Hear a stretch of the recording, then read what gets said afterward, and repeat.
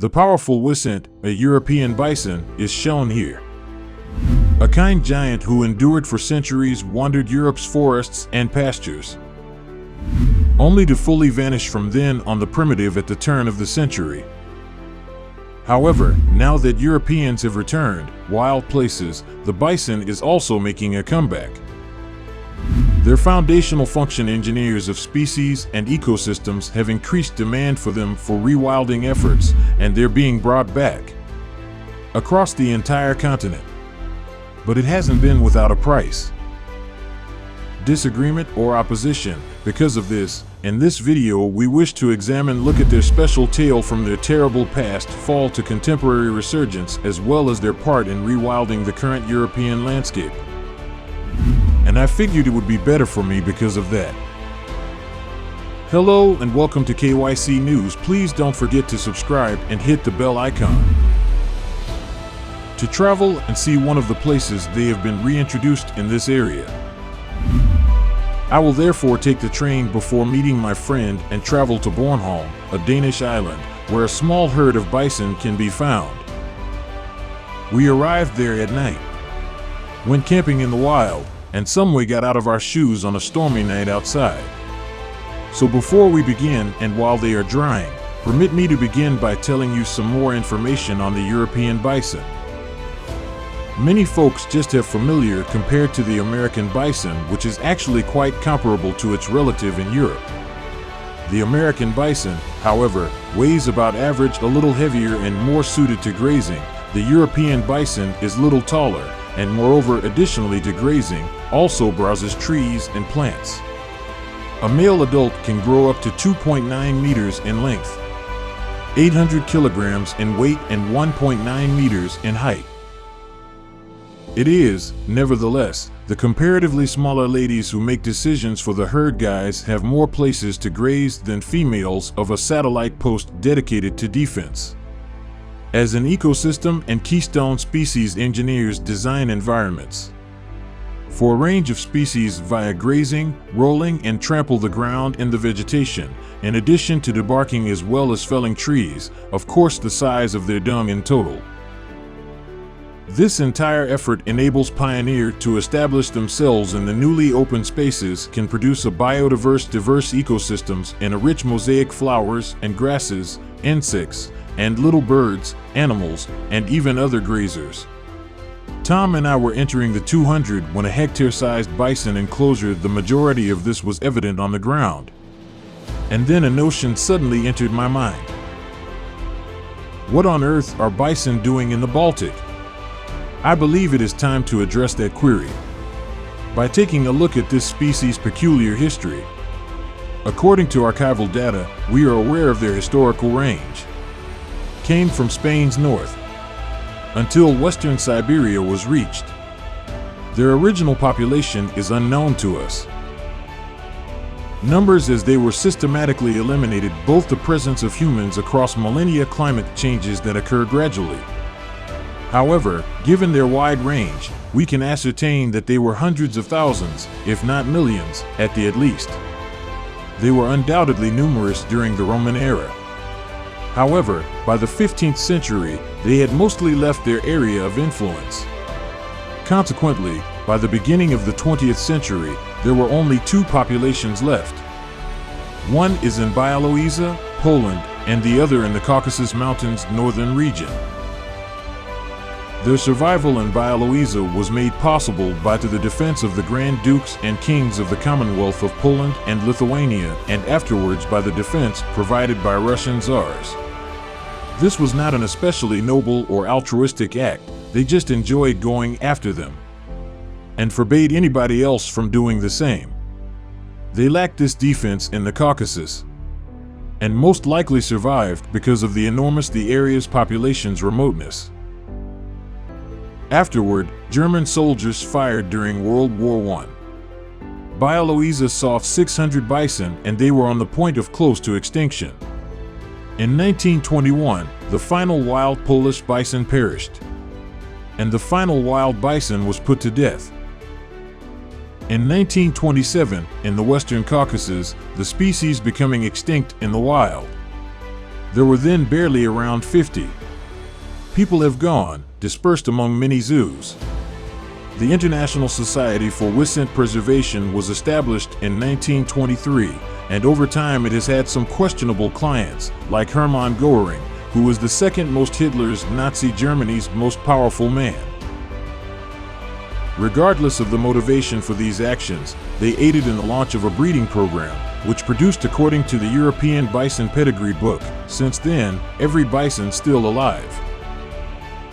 The actual recovery tale, however, comes from Poland, and in 1952, after the breeding program's success, first 2 bison were returned to the wild, entering Białowieża's untamed forests, since when the herd has expanded in size.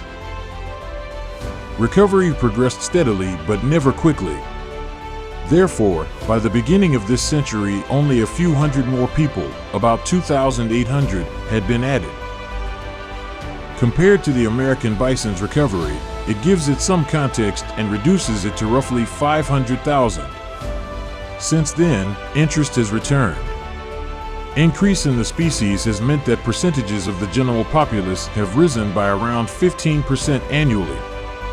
Poland has been particularly successful at achieving this, but also through a network of little, bold undertakings that take Polish bison begin their own herds of semi-wild animals. About 20 countries have reintroduced them so far. This is how they ultimately arrived at a Baltic Sea island in the middle. The ideal locations are ones like this one in Bornholm, an illustration of how the European bison is being restored using this network of tiny but extremely interconnected projects. And even little initiatives contribute to much more. Then simply disperse and breed bison. They can aid in educating people and obtaining ecstatic about the return of the wildness. The European bison, in my opinion, is one of the pinnacle representations of rewilding, since in locations like this one, where people just feels more untamed now that they've been reintroduced.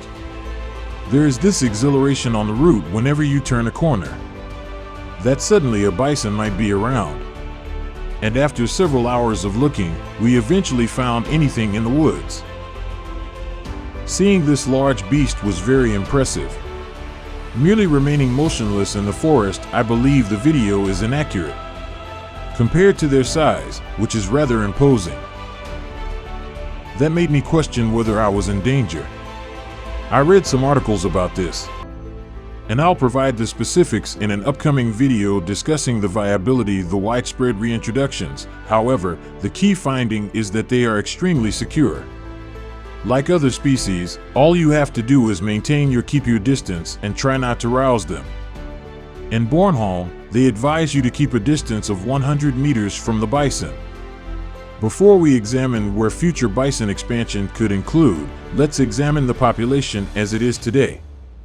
Consequently, I chose to get in touch with Yvonne. Which ecologists do we collaborate with? That has organized projects involving bison in the Netherlands and is already supporting the monitoring of Spain's bison reintroduction. We anticipate 10,000 European bison this year. However, because of the conflict in Ukraine, there are also some larger herds. These formerly resided in Ukraine. Chernobyl is one of the locations, though. We're not exactly sure what transpired there with any wildlife, even the bison. So it's a little challenging right now, but we'll find out in a few months. What signs are there? However, if that didn't significantly affect at least from the bison's point of view, then most likely there will be more than 10,000 bison are currently alive. That is a significant issue. The other fantastic aspect about it is that it is close to up to 7,000 of them are semi-free or live in the natural world. What direction might events take from here? Well, the first obvious location for the bison to grow to their greater size, protected regions and national parks that within the bounds of their historical range. A project run is an excellent illustration of this.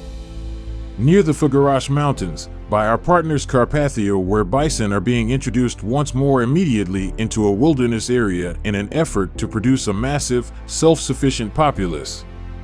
I just recently went there to see how the plants we planted there are doing this spring and to look into an initiative to combat poaching.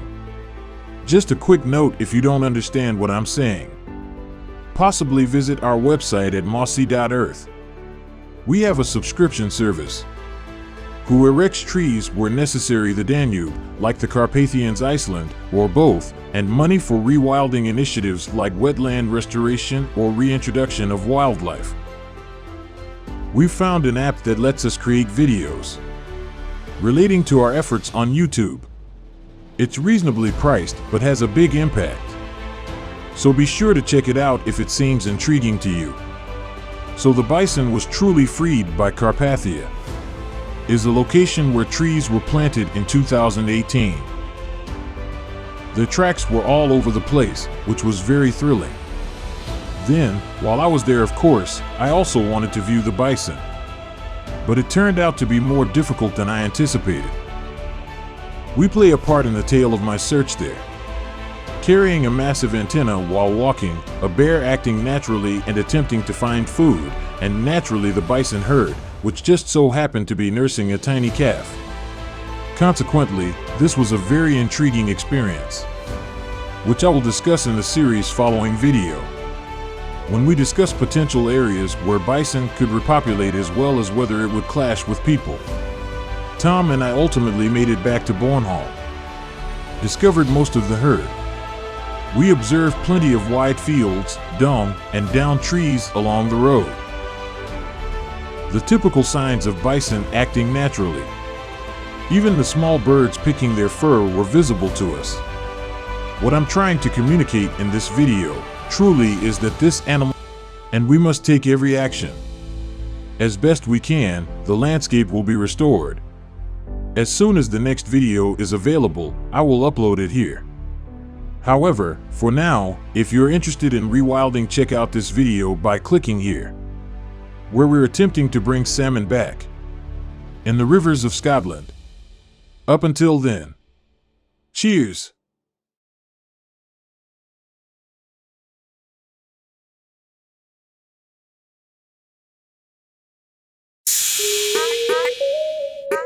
Yeah.